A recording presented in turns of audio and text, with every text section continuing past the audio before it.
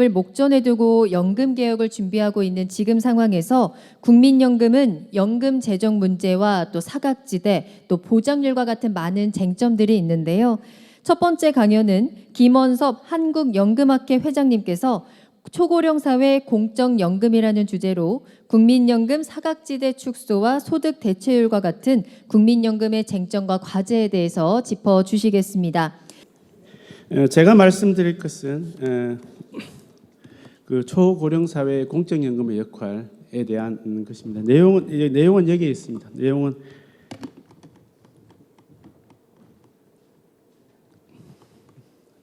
내용은 이제 아까 우리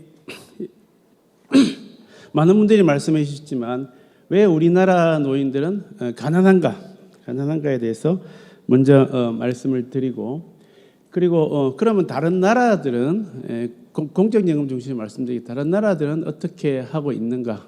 그리고 세 번째는 그럼 우리나라는 지금 그러니까 여러분 아시다시피 우리나라에 상당히 많은 연금 개혁 논의가 이루어지고 있습니다. 우리나라 지금 공적연금의 어떤 현황과 연금 개혁 논의의 현황에 대해서 말씀을 드리고, 그럼 앞으로 어떻게 하면 되겠는가에 대해서 말씀드리도록 하겠습니다.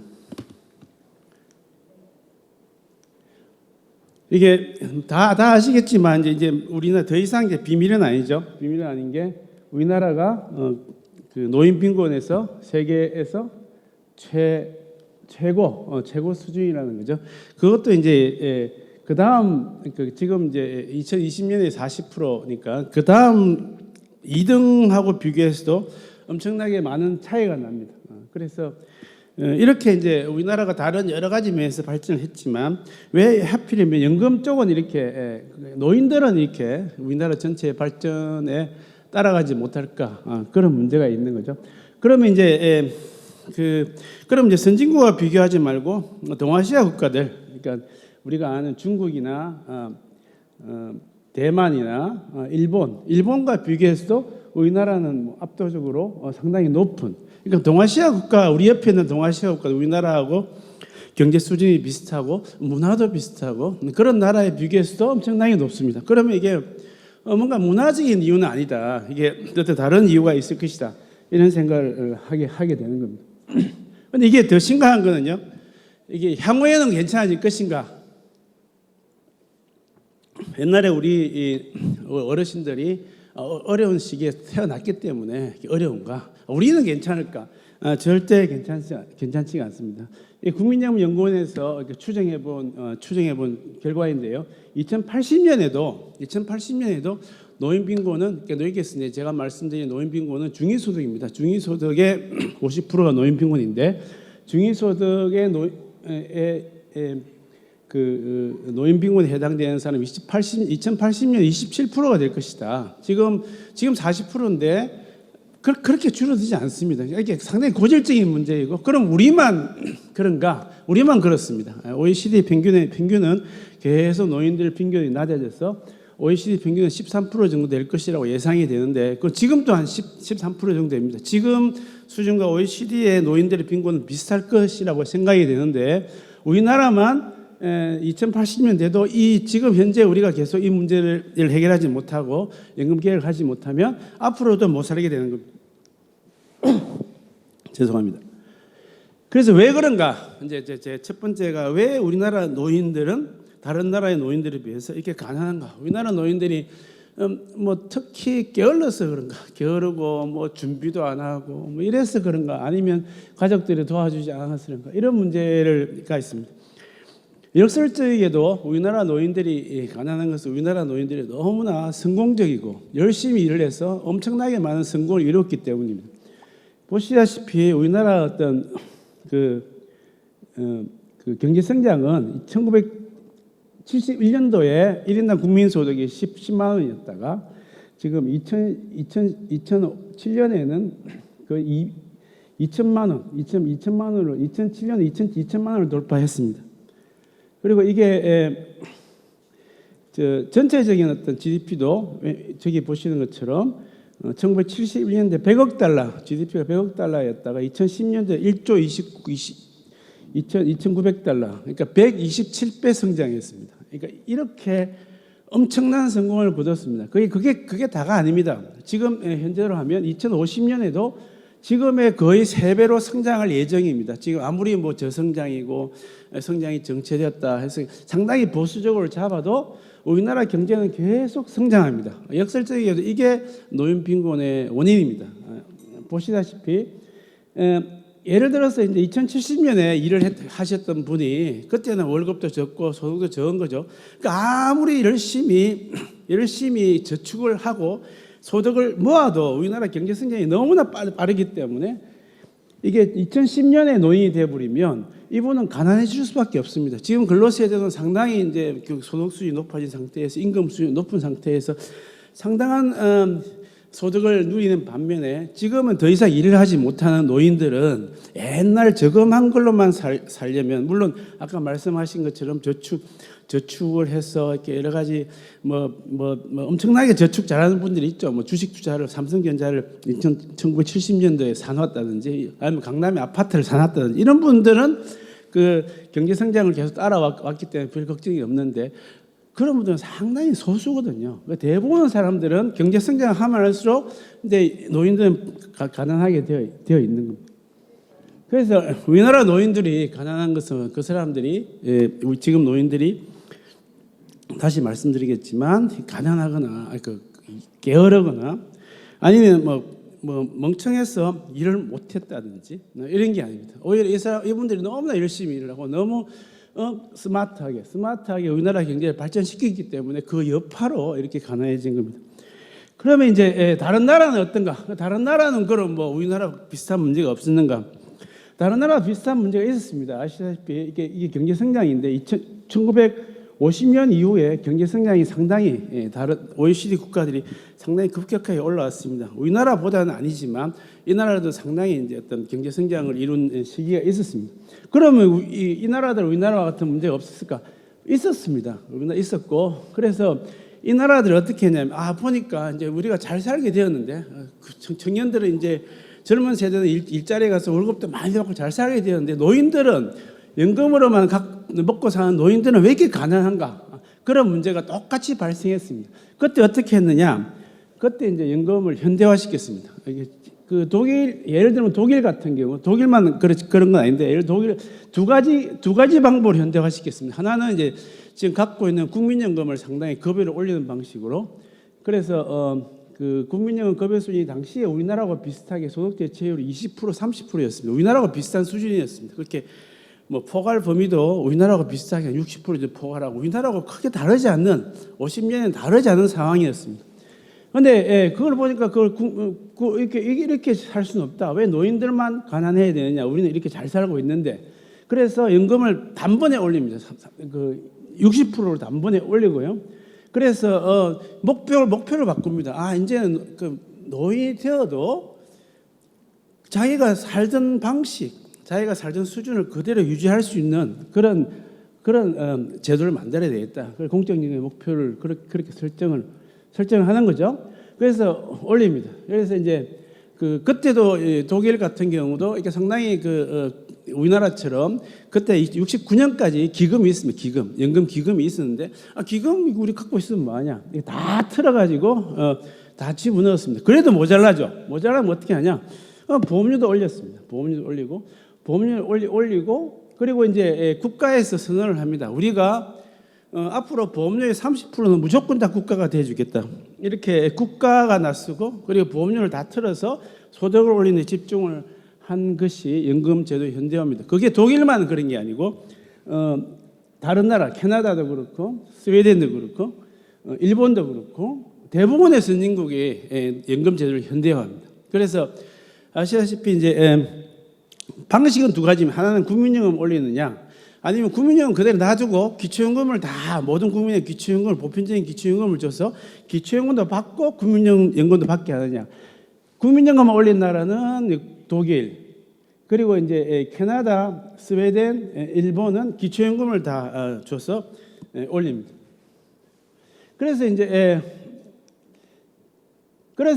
공적연금의 목표가 그때부터 현대화의 가장 중요한 것은 뭐냐면 복지국가, 우리가 복지국가를 만들려 하면 노인의 어떤 소득 보장이 너무나 중요하기 때문에 사회에서 너무나 중요하기 때문에 그냥 시장에만 맡겨둘 수 없고 국가와 공동체가 책임져야 한다. 그래서 공적연금에 대한 국가의 책임이 국가의 어떤 행정의 책임, 국가의 재정적 책임이 명시가 됩니다. 그래서 어느 정도 수준을 할 것인가? 우리가 지금 막 공적연금 연금 수준에 대해서 이야기가 많은데 연금의 가장 중요한 많이 알려진 수준은 뭐냐면 리즈너블 맥시멈입니다. 합리적 최고 수준. 이게 뭐냐면 사치품을 제외하고 내가 사치를 부리지 않을 제외하고 사치품을 제외하고 부유층이 가질 수 있는 모든 걸 다 가질 수 있는 수준을 리즈너블 맥시멈이라고 얘기합니다. 그래서 그냥 가난만 해결되는 게 아니라 그 이상의 급여를 제공하는 것이 연금 제도의 목적이 되었습니다. 그래서 그게 물론 이제 그 공적연금을 다 해야 되냐? 그렇지는 않습니다. 그렇지는 않고 공적연금, 사적연금 동시에 그 목표를 달성하기 위해서 제도가 정립되어 나오고 실제로 2010년 이후에 공적연금이 여러 가지 문제가 있으면서 상당히 개혁을 많이 했습니다. 독일도 했고 스웨덴도 했고 많이 했는데 지금 와서는 어떻게 보면 공적연금은 기본적인 급여 수준을 제공하고 있고요. 사적연금이 발전한 나라, 그러니까 옛날에 주목하지 않았던 네덜란드, 스위스 이런 나라들이 훨씬 더 급여 수준이 높습니다. 그 교훈이 뭐냐면 공적연금은 부족하구나. 우리가 생각하는 그 어떤 리즈너블 맥시멈, 합리적 최고 수준을 위해서 공적연금만으로는 안 된다. 그러면 이제 그 수준을 하려면 사적연금과 공적연금이 동시에 다 발전을 해야 됩니다. 그게 이제 지금의 교훈이라고 할 수 있습니다. 두 번째는 이제 이게 아까 말씀드린 것처럼 이 문제를 내가 개인이 저금을 했으면 전혀 옛날에 못 살 때 아무리 저금을 해봐야 지금 잘 살 때 소득을 따라갈 수 없습니다. 그래서 한 게 이제 공적 보장에서는 세대 간의 어떤 재분배를 합니다. 그래서 지금 세대가 벌고 있는 돈을 지금 노인들이 같이 할 수 있게 하는 겁니다. 그래서 그건 어디서 나오냐면 여기서 이제 우리나라에서도 공적연금 늘리면 젊은 세대가 고통을 받는 이런 이야기가 많은데 그것은 이제 그렇지는 않습니다. 우리가 이게 어디서 나오냐면요. 유럽에서 농장에서 농장을 이제 다 키우잖아요. 부모 세대가 열심히 노력해서 농장을 키우고 나면 그걸 이제 물려줍니다. 이제 자식한테 물려줄 거 아니에요. 물려주면 자기네 조그만 집으로 가요. 원래 큰 집에 살다가 옆에는 조그만 부모를 위한 집을 만들어서 그걸로 이사를 해요. 이사를 하면서 자식과 부모하고 계약서를 씁니다. 이게 이제 스위스에서 당시에 쓴 계약서를 제가 갖고 온 겁니다. 그래서 어머니, 그러니까 부모가 그 주거와 소득에 대한 권리가 있다고 명시한 겁니다. 그래서 만약에 여기 보면 형제들은 상당히 이제 구체적으로 나옵니다. 감자는 얼마, 과일은 얼마, 그 집은 어떻게 돼야 되고, 침대 시트는 일주일에 한 번씩 갈아야 되고, 세부적으로 부모를 어떻게 네가 공양할 것인가. 내가 평생을 이룬 이 농장을 얘한테 물려줬는데 나한테 뭘 할 거냐. 그래 세세한 계약서를 쓰고 난 다음에 이전합니다. 그걸 지키지 않으면 농장을 넘겨주지 않는 거죠. 그게 이제 공적연금도 마찬가지입니다. 그러니까 우리가 지금 노인 세대들이 이 사회를 만드신 분들이잖아요. 아무것도 없는 상태에서 경제 성장도 하고 민주화도 하고 엄청난 문화적으로 융성한 나라를 만들었잖아요. 그걸 이제 후세대한테 줄 때는 후세대한테 약속을 받는 겁니다. 최소한 그 연금은 공적연금은 얼마씩 줘야 된다. 그런 원리에 기반해 있습니다. 그래서 어떤 사람은 공적연금의 잠재부채 이야기를 해요. 우리나라가 잠재부채가 얼마, 국민연금의 잠재부채가 2,000조라서 내가 어깨가 아프다. 그거는 이제 공적연금과 상관없는 이야기입니다. 공적연금은 뭐냐면요. 이게 노인의 어떤 소득이 너무나 중요하기 때문에 국가가 그걸 목표로 여러 가지 수단을 동원한 겁니다. 세금도 동원하고 보험료도 동원하고 그렇게 하는 거죠. 우리가 국방이 있죠. 예를 들어 국방이 있는데 국방이 우리나라 엄청나게 중요하잖아요. 근데 국방에 앞으로 들어갈 돈을 계산을 해가지고 우리가 국방 잠재 부채가 얼마라고 얘기하지 않잖아요. 마찬가지로 노인 부양도 너무나 중요하기 때문에 그런 잠재 부채를 잡을 수 없는 겁니다. 단지 국가가 이걸 어떻게 어떤 수단으로 할지에 대한 노력이 필요한 거죠. 요거는 이제 독일이 현대화하기 전에 공적연금을 이야기하는 겁니다. 그래서 밑에 평행선으로 한 게 이제 A값이고 여기 사선으로 나온 게 B값. 그러니까 A값은 뭐냐면 모든 사람에게 똑같이 주는 겁니다. 그 사회보험이라는 게 많이 이야기하는 것처럼 내가 보험료를 내서 받는 거라고 생각해요. 전혀 그렇지 않습니다. 사회보험이라는 거는 이런 겁니다. 그래서 이때도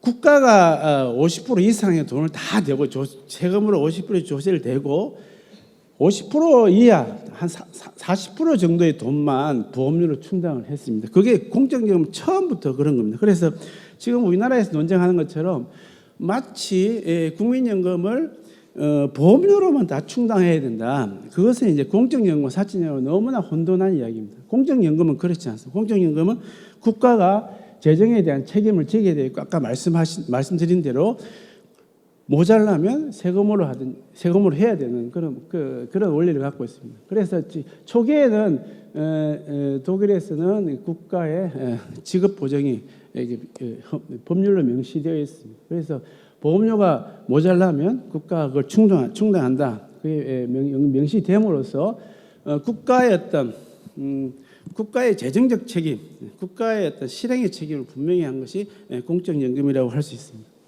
자, 그래서 그렇게 막 하니까 그 여러 가지 연금 현대화를 한 결과 어떻게 되었느냐, 그게 이제 되는 거죠. 결과 지금 시간이 없어서 좀 빨리 넘어가겠습니다. 이 독일의 노인 빈곤율이 맨 앞에 24%죠. 73년 24%에서 쭉 13%까지 내려오는 게 보이죠. 두 번째 미국도 마찬가지예요. 독일만 그래요. 미국도 처음에 67년도에 노인 빈곤율이 30%, 우리나라하고 비슷한 수준이죠. 30%인데 2000년에 가면 노인 빈곤이 10%까지 떨어지는 거죠. 연금 발전하는 거 똑같은 캐나다도 마찬가지입니다. 원래 다 높았어요. 노인 빈곤이 아까 말씀드린 대로 다 높았는데 공적연금을 현대화하면서 다 이렇게 내려오는 겁니다. 그래서 5%, 10%까지 되죠. 우리가 막 예를 많이 드는 핀란드나 뭐 스웨덴 이런 나라 노인 빈곤율이 5%, 4%밖에 안 됩니다. 그 노인 빈곤은 거의 없는 거죠. 영국도 마찬가지. 영국도 40% 시작해서 지금 20%까지 떨어져 있는 거. 처음에 10%까지 떨어졌다가 이번에 올라갔다 다시 떨어지고. 그러니까 그 노인들이 가난한 요거는 뭐냐면 세대 간의 어떤 공평성을 이야기하게 돼. 이게 왼쪽에 있는 거는 청소년, 중간에 있는 근로세대, 맨 마지막은 노인세대입니다. 보시면 근로세대가 잘 사는 그건 너무나 당연한 거죠. 그런데 청소년 세대와 비교하면 다른 나라는 청소년 세대, 부모가 같이 사는 청소년 세대나 노인 세대가 소득이 거의 비슷합니다. 그런데 우리나라만 까만 게 우리나라입니다. 우리나라만 청소년에 비해서 현저하게 낮은 소득을 노인들이 갖고 있습니다. 그래서 지금 청년들이 힘들고 우리 학생들도 힘들어하고 옛날과 다르게 많이 힘들어합니다. 그런데 분명한 것은 그분들이 청년들이 힘든 건 사실입니다. 사실인데 분명한 것은 노인 세대가 우리나라에서는 청년보다 훨씬 더 힘들다. 그걸 보여주는 필요가 있습니다. 여기 개인 소득을 보여주는 겁니다. 이게 이제 파란색이 그 빨간색이 연금 소득입니다. 그래서 근로 소득이 이만큼 이제 나이가 20세, 25세 근로 소득이 쭉 올라가잖아요, 그죠? 그런데 이제 이 근로세 하는데 연금 소득이 근로소득의 절반 이상을 커버해 주는 겁니다. 그래서 이게 스웨덴 남녀 예고요. 그리고 요거는 이제 캐나다의 남자 여자의 예입니다. 그래서 요게 이제 연금소득입니다. 그래서 연금소득이 쭉 받쳐주는 겁니다. 근로소득이 쭉 내려가잖아요. 거기에 맞춰서 연금소득이 이렇게 받쳐주는 거죠. 요 여성들. 그래서 제가 보니까 이게 다른 나라는 대부분이 그러니까 좀 잘 사는 나라는 그 평균적으로 150에서 200만 원 정도의 사적은 빼고 완전히 빼고 150에서 200만 원 소득을 연금 소득으로 공적연금은 받아 챙깁니다. 챙기고 그 다음에 개인연금, 퇴직연금을 또 챙기거든요. 그러니까 당연히 다른 나라에서는 그 노인 빈곤이 없는 거죠. 근데 우리나라 이제 다른 나라에서 우리나라는 뭐 하고 있냐? 그다음에 이제 우리나라에서 무엇을 하고 있는가에 대해서 말씀을 드리겠습니다. 시간이 별로 없죠. 예. 그래서 제가 우리나라 공정 빨리빨리 하겠습니다. 예. 연금 지출 이게 안 되는데 포인트가 전혀 안.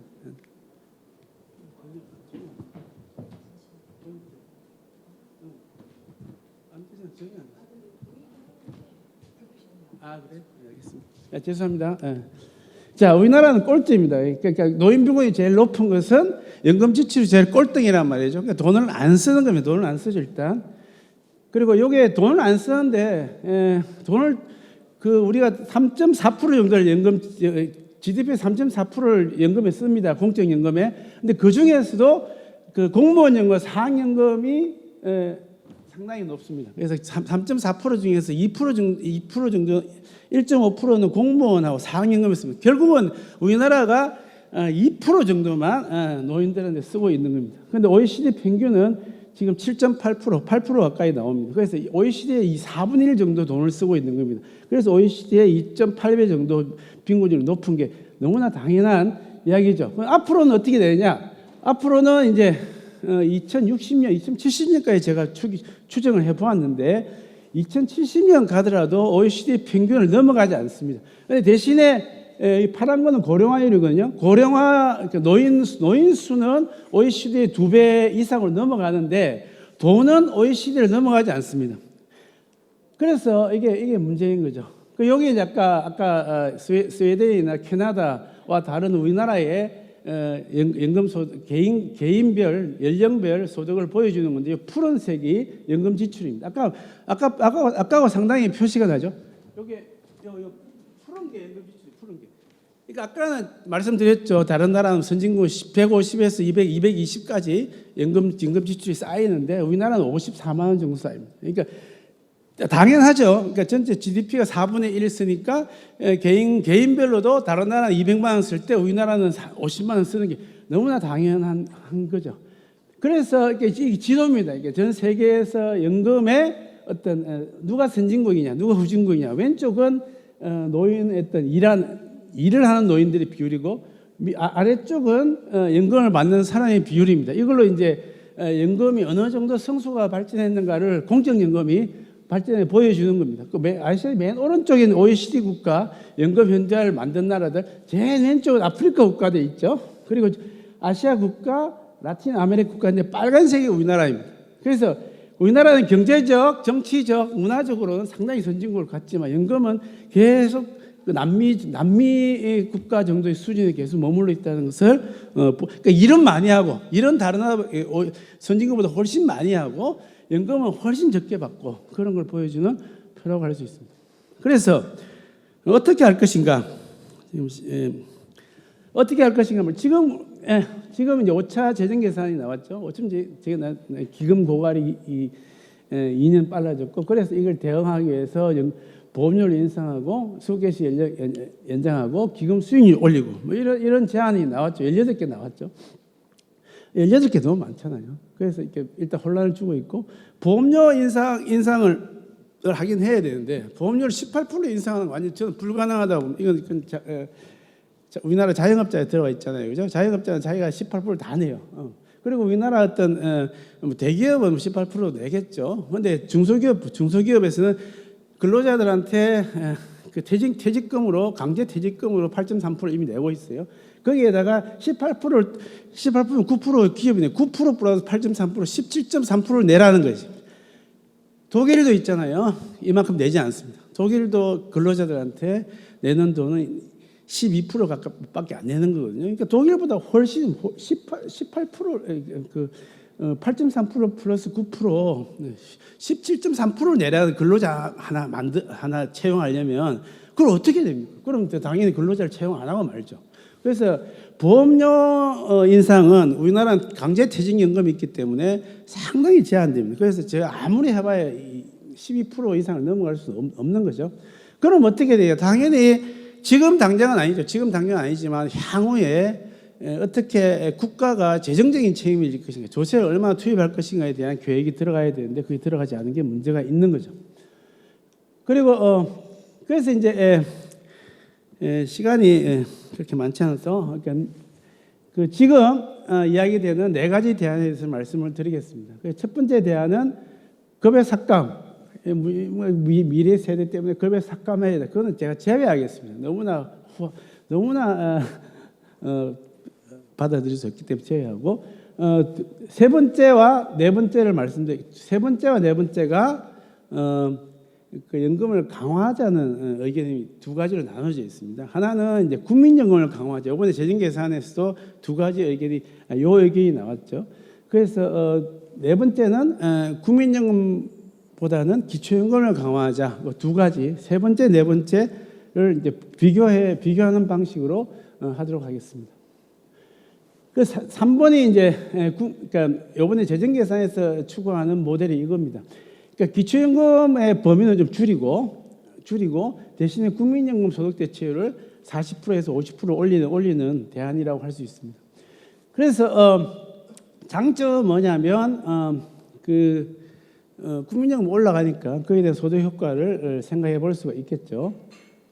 근데 단점이 상당히 많습니다. 단점이 뭐냐면 현 세대 노인 빈곤 문제 해결을 못 합니다. 예를 들면 이제 국민연금 소득 대체를 올리면 언제부터 효과가 발생하냐면 완전한 효과는 20년 후에 발생합니다. 지금 국민연금 받는 사람이 이미 끝났죠. 지금 가입자들이 보험료 내는 것부터 소득 대체율이 높은 소득 대체율이 적용되기 때문에 현재 노인들은 완전히 배제하는 거죠. 그리고 급여 인상 효과도 그렇게 크지 않습니다. 제가 이게 이걸 봤는데 국민연금 이제 평균 소득, 평균의 2배, 평균의 절반 소득의 연금이 이게 얼마나 정액이 갈까? 12만 원, 16만 원, 23만 원 이렇게 정액이 됩니다. 그러니까 이것도 약간 역진적이죠. 그러니까 그런 문제가 있고, 그러니까 그렇게 12만 원 정도 올라가는 겁니다. 그게 그리고 이제 큰 문제 요게 있습니다. 요게 지금 국민연금의 어떤 가입률이 국민연금 가입률이 공적 특수시기까지 다 합쳐서 62%밖에 안 된다는 거죠. 그래서 그러니까 사각지대가 아주 크다는 국민연금은 앞으로도 큽니다. 이게 사각지대 안 없어져요. 뭐 없어진다고 이야기하는데 없어지지 않고. 그래서 지금 현재 국민연금을 수급하는 사람이 전체 노인의 47% 가까이 되는 거죠. 그래서 46% 가까이 되고 앞으로도 그러면 향후에는 좋아지느냐? 앞으로도 2040년 61%밖에 안 돼요. 그러니까 2040년 돼도 2050년 돼도 국민연금의 사각지대는 여전히 크다는 거죠. 크고 이게 다 해결되는 게 언제냐? 2070년 돼야 해결되는 거예요. 지금부터 50년 뒤 돼야 국민연금이 상당히 보편적 급여로 되는 거죠. 그럼 2070년 전까지 그럼 노인 빈곤 어떻게 할 거냐? 가만히 놔둘 거냐? 그런 문제가 있는 겁니다. 그래서 그 국민연금을 소득대체 아무리 올려도 현세 노인은 빼고 국민연금 못 받는 40% 어차피 빠지고 그래서 노인 빈곤 효과가 그렇게 빈곤 완화 효과가 그렇게 크지 않다는 거죠. 또 문제는 요겁니다. 지금 국민연금 받는 사람은 어떠냐? 받는 사람은 지금 평균 급여 54만 원이고요. 40만 원 이하 받는 사람이 국민연금 수급자의 57%가 됩니다. 그러니까 대부분은 우리나라 노인들 대부분 용돈연금을 받고 국민연금이 아닌 거죠. 다른 나라는 제가 말씀드린 게 그렇죠. 그 리즈너블 맥시멈. 그러니까 상당히 이제 내가 은퇴하면 연금으로도 공적연금, 사적연금 다 합친 거지만 그걸로 지금 생활 수준을 어느 정도 유지한다는 그게 연금의 목적이고 연금의 정의입니다. 그렇지 않은 건 연금이 아닌 거죠. 근데 우리나라에서는 국민연금 받아봐야 이건 뭐 40만 원, 뭐 100만 원 이상이 7%, 200만 원 요새 막 신문에 200만 원 받는 사람이 있다. 그게 1.2%밖에 안 됩니다. 그래서 이게 대부분은 국민연금 안 돼. 그러면 이제 국민연금만 가지고는 안 되는 거죠. 국민연금 받고 또 다른 걸 받아야 되는데 국민연금 소득 대체를 올리는 대안에서는 그게 안 된다는 거죠. 그러면 이제 어떻게 해야 되느냐? 국민연금도 받고 지금 이제 30만 원에 42만 원 올리고 그리고 또 이제 문제가 뭐냐면요. 아까 말씀드린 국민연금 사각지대에 있는 사람, 40% 있는 사람, 우리나라 40%는 국민연금 받고 나머지 60% 받잖아요. 그러니까 미래에 가면 국민연금 못 받는 사람이 40%, 국민연금 받는 사람이 60%가 될 겁니다. 그 40%는 어떻게 할 거냐? 기초연금만 받는 기초연금만 30만 원 받게 될 건데 이 사람이 너무 힘드니까 기초연금 플러스 보충급여를 또 줘야 된다. 그렇게 그걸 합치면 56만 원이 되는 거죠. 그러니까 국민연금 못 받는 사람은 56만 원을 받고 국민연금 받는 사람은 어떻게 하냐? 받는 사람은 국민연금 받고 기초연금을 추가적으로 또 받는 거죠. 그런 모델이 보편적 중증보장의 모델입니다. 그래서 이제 이렇게 될 때 그럼 돈은 어떠냐? 돈을 제가 추정을 해보니까 이렇게 하더라도 여러 가지 어떤 재정적인 수단을 동원하면 OECD 평균을 약간 넘어가는 수준으로 재정은 이제 유지할 수 있고 이게 정액을 비교한 겁니다. 국민연금 50% 올렸을 때와 50% 올렸을 때 기초연금 보편적 기초연금을 했을 때 정액 효과가 밑에 보시면 소득 대체를 50% 올렸을 때는 12만 원, 16만 원, 24만 원 이렇게 이제 국민연금 수급자들의 정액이 되는데 기초연금을 적용하면 36만 원, 42만 원. 그러니까 효과가 훨씬 더 큰 거죠. 그러니까 국민연금 받고 기초연금 또 받으면 훨씬 효과가 커지는 효과도 크고 그게뿐만 아니라 사각지대도 없애고 그런 게 있는 거죠. 그래서 최소 60만 원 이상은 다 받는 거죠. 국민연금 못 받더라도 기초연금 플러스 보충연금 받으면. 그래서 결론을 말씀드리겠습니다. 네. 우리나라 노인 빈곤은 국제적으로 너무나 두드러지고 그건 정상적인 상태가 아닙니다. 그러니까 다 정상으로 생각하고 있죠. 근데 다른 나라 우리와 똑같은 상황에 있었는데 연금을 현대화하고 공적연금과 사적연금을 잘 갖추면서 이걸 극복하고 나이가 들어도 일을 하지 않고 연금만 받아도 자기 생활 수준을 그대로 유지하게 하는 걸 목표로 연금 계획을 실시했고 상당히 성공을 한 거죠. 거기에 비해서 우리나라는 여전히 국민연금 사각지대가 높고 넓고 그리고 기초연금은 아직 수준이 너무 낮아서 아직 큰 도움이 되지 않고 있는 거죠. 그래서 이제 그런데 우리나라 지금 연금 계획은 뭐냐면 젊은 세대가 너무 힘들다, 노인들이 앞으로 많아지면 돈을 많이 먹을 것이다 이렇게 걱정하고 있는데 사실은 그게 사실이 아니라는 거죠. 아무리 우리나라가 지금 연금 유지하고 노인들이 많아져도 연금 전체 지출은 OECD의 평균을 넘어가지 않는 수준이라는 거죠. 그래서 그게 너무 과장되어 있다. 재정적인 문제. 오히려 소득 보장은 너무나 저발전해 있는데 재정적인 문제가 너무 강화되어 있다는 게 저희 생각입니다. 그래서 두 가지 방법이 있는데 하나는 국민연금을 넓히느냐 아니면 기초연금을 강화하느냐 그 두 가지 선택이 있는데 국민연금을 넓히면 소수의 사람들한테 약간의 혜택을 주는 반면에 기초연금을 주면 모든 사람한테 상당한 효과의 연금을 줄 수 있다. 그렇게 생각합니다. 그래서 지금 현재 우리가 갖고 있는 이 비정상적인 상황을 신속하고 효과적으로 해결할 수 있지 않을까. 그게 제 생각입니다. 오랫동안 들어주셔서 너무나 감사합니다. 이상입니다. 네, 회장님께서는 질의응답을 위해서 잠시만 자리에 머물러 주시기 바랍니다. 자, 여러분 첫 번째 강연 잘 들으셨나요? 네. 연금 개혁을 앞두고 재정 문제에 대해서 논하고 있는 상황에서 우리나라 연금 지출이 OECD 국가 중에서 가장 낮다고 하니까요. 소득 보장 강화를 위한 연금 개혁도 필요해 보이는데요. 김원섭 회장님께서 제안해 주신 보편적 중증 보장에 대해서도 많은 분들의 의견과 관심이 모아질 것으로 보입니다. 자, 지금부터 질의응답 시간을 진행하도록 하겠습니다. 질문이 있으신 분께서는 손을 들어주시면 마이크를 전달해 드리겠습니다. 네. 회장님 말씀 잘 들었습니다. 다름이 아니고요. 지금 회장님 생각하시기에 그 문제를 해결하기 위해서 가장 문제되는 사람들이 누굽니까? 그 문제를 해결하는데 이제 좀 문제가 되는 사람들, 지금 말해서 그 권한을 드린다면 무엇을 하실 수 있으신지, 어떻게 하면 해결이 되는지요? 두 가지가 있는데요. 좋은 질문 감사합니다. 첫 번째는 노인이 제일 문제입니다. 우리나라 노인들이요, 저도 이렇게 여러 번 해봤지만 이렇게 얘기하면요, 나는 괜찮다. 나는 괜찮다. 나는 이렇게 괜찮다. 젊은 사람들이 잘 살아야지. 그게 첫 번째 문제라고 저는 생각합니다. 나는 안 괜찮다. 내가 이렇게 고생하고 노력했는데 왜 내가 지금 이렇게 살아야 되니? 이렇게 당당하게 요구를 해야 됩니다. 요구를 해야 되고.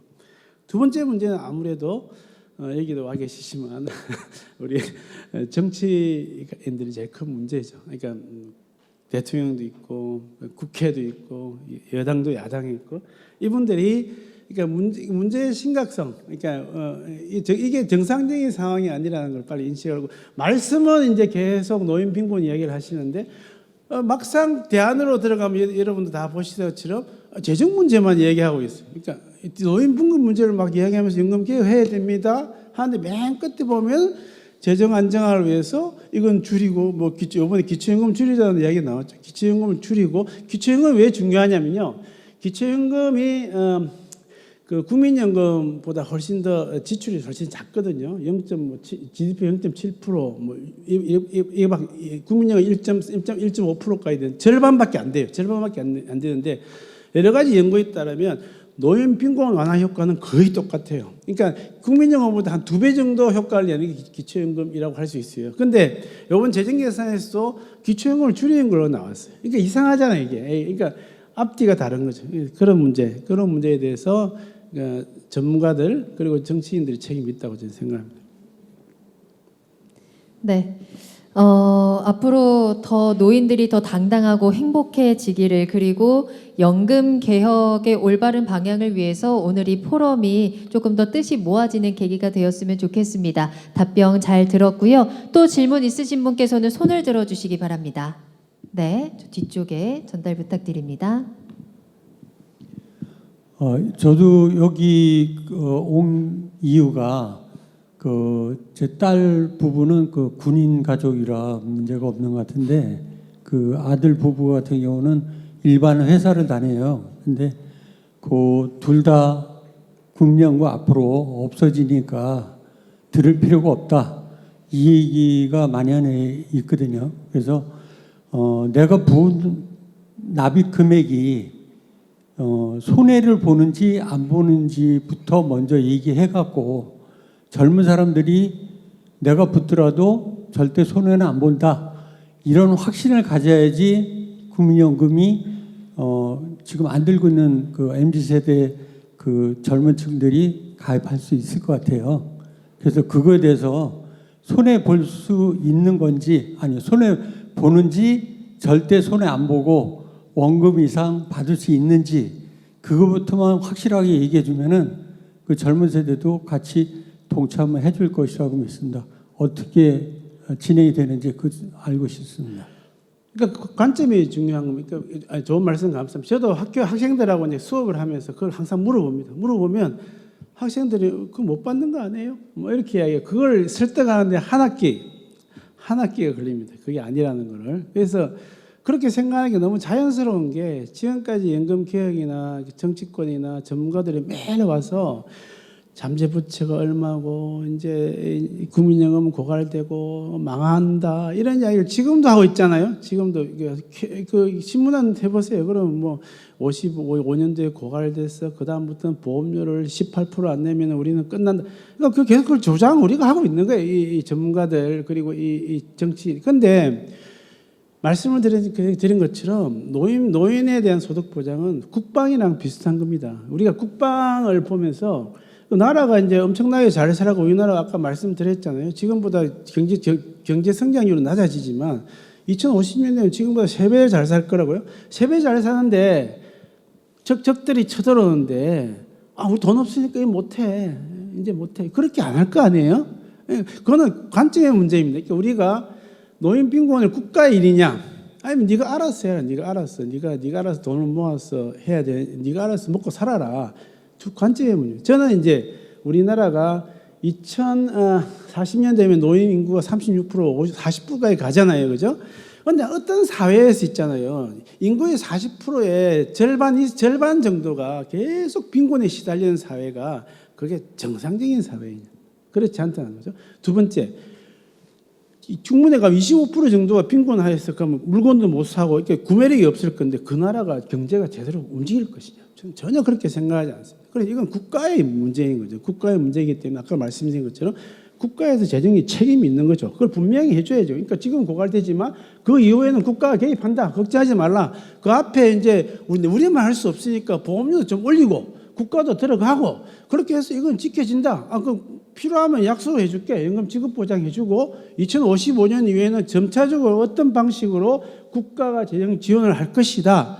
라는 계획을 발표해야죠. 그게 재정 계산에 빠지니까 이게 18% 안 되면 끝난다. 어떤 경제학자들 나와서 막 연금 부채가 뭐 잠재 부채가 공적연금의 잠재 부채라는 거는 전혀 쓰지 않습니다. 우리나라만 이러고 있는데 그분들이 이제 착각을 하고 있는 게 공적연금, 사적연금이 뭔지 공적연금이 뭔지 착각을 하니까 그런 얘기를 하시는 건데 착각이 아니고 의도적인 거죠. 그러니까 최대한 노인한테 주는 돈을 줄여가지고 그 돈을 어디에 쓰고 싶어하는지 저는 도저히 모르겠는데 줄이겠다는 의도가 있는 거죠.